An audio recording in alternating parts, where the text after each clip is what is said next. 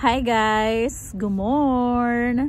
Si Weng in Norway pala ay naglakad ngayon. Hindi na ako nakapag-video habang naglalakad kasi madulas. So kailangan ko ng doble-dobling ingat para hindi ako madulas kasi yung snow sa ilalim niya ay ice na. Hindi na nga siya ganun ka-safe lakaran. So kailangan mo mag-ingat. Okay.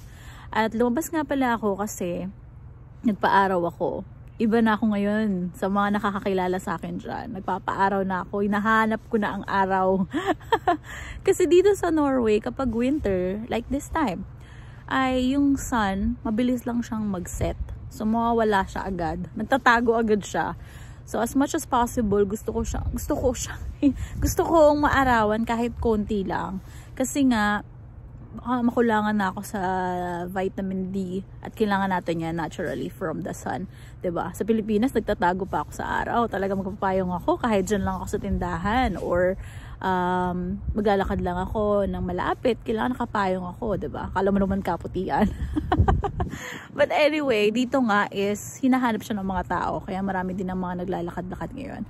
As of this moment, nakatutok ako sa araw, kaya hindi ako masyadong makatingin sa camera kasi sa taas ng camera ko, ng phone, is yung straight ng araw. Thank you for watching. Ha, Debra?